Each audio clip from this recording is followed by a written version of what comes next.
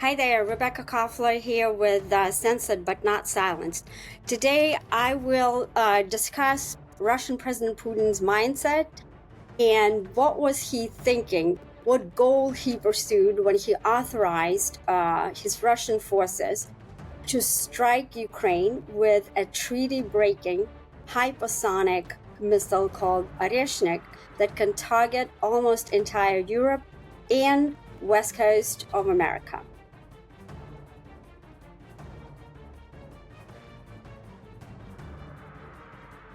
I have a piece running on the Fox News website today, foxnews.com, which is called Putin's Fog of War Missile Confuses Experts, but that is his plan.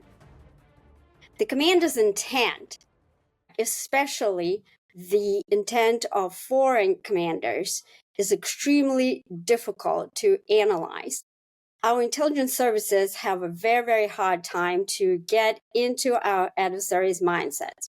Why is that? It's because our adversaries don't think like Americans. The Russians think like Russians, the Chinese think like the Chinese, and so on and so forth. And there are two things that intelligence services primarily do, and that is we try to identify and analyze foreign military capabilities, and then their foreign leaders' intent. Capabilities are relatively easy for the United States to identify and detect because we have superior technology.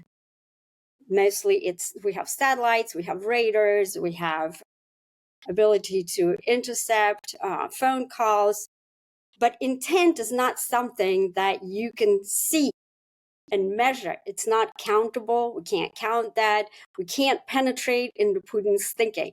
So what we do is we do what's called an all-source intelligence analysis, and we come up with an assessment. It's also extremely difficult to intercept Putin's communications because the guy does not use email, and we don't really have access to inner circle, at least not in that way.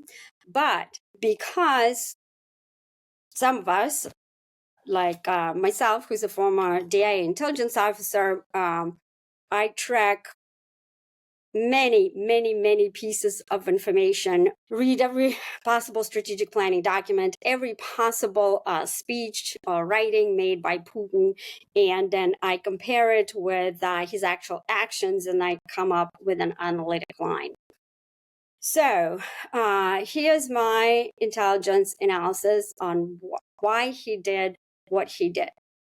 The fog of war is the strategic message that Putin aims to signal to US President Biden, Ukrainian President Zelensky, and military leaders in the United States, Ukraine, and NATO allies.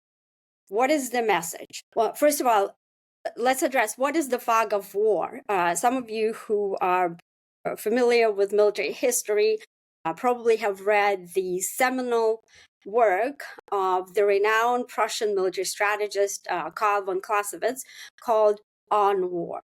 And that's where von Clausewitz talks about the fog of war. It's the inherent uncertainty that military commanders face when making life and death decision in wartime. It is because the commander never actually has a clear and full picture of the battlefield. Why is that?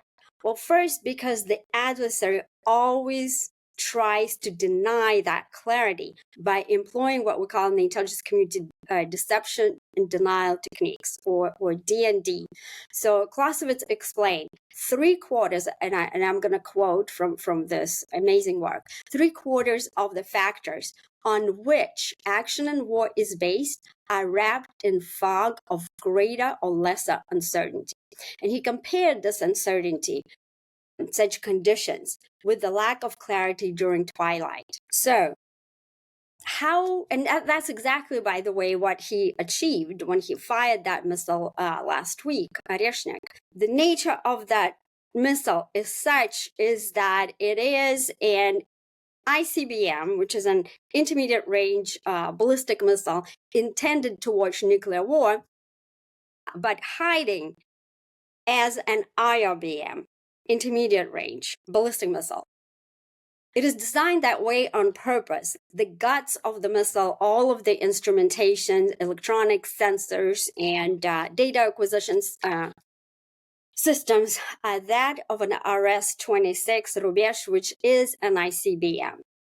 So Oreshnik can be dual use. It can carry both nuclear and non-nuclear warhead.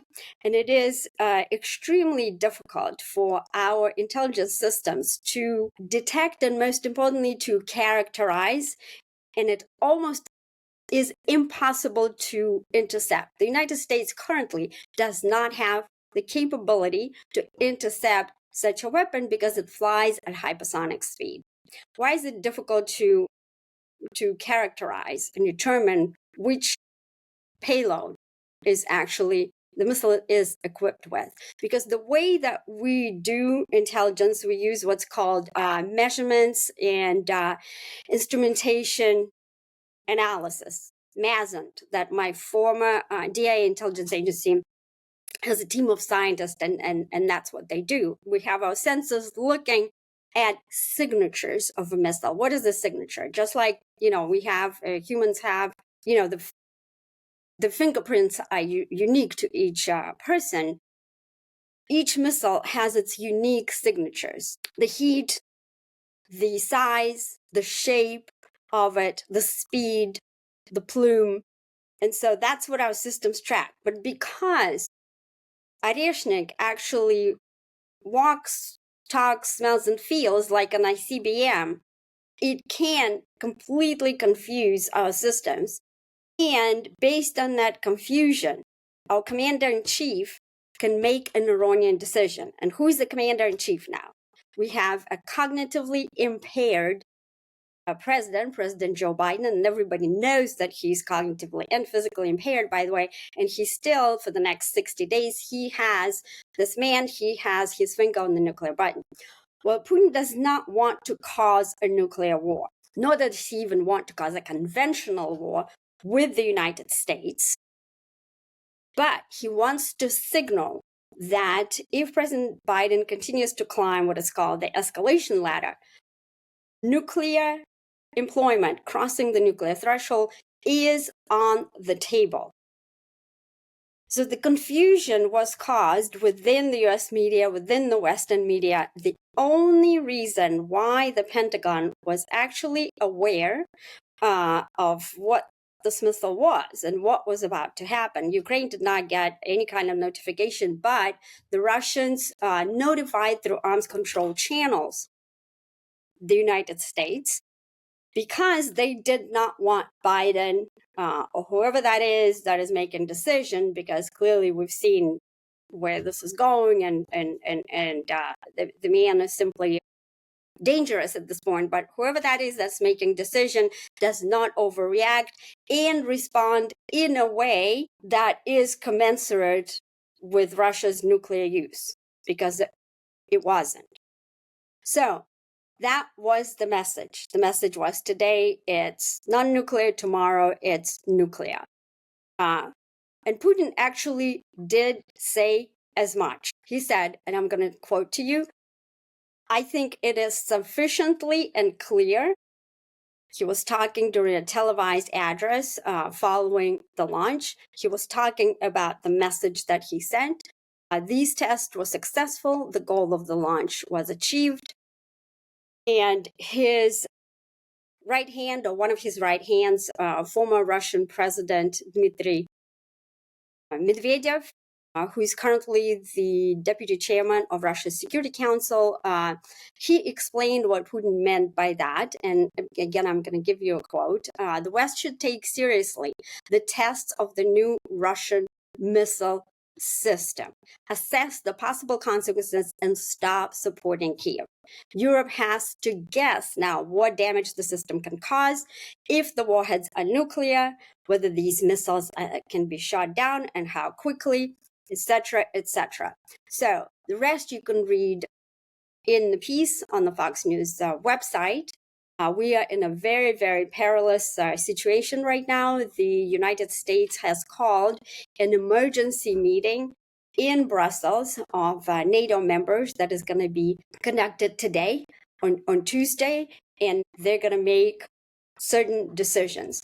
The frightening bit of all this is that according to certain sources, the U.S. leaders, some of the leaders within the Pentagon, within the White House, actually were discussing the unthinkable, and that is giving Ukraine's nuclear capability to strike Russia. That is, for all intents and purposes, insane. So I'm watching those developments, and I'm going to bring you my intelligence analysis in the next podcast episode. This is Rebecca Koffler with Censored But Not Silenced. Follow me on all my social media, YouTube, Rumble, Getter, Truth, and X, formerly Twitter, and the rest of them. Thank you, and I'll catch you later.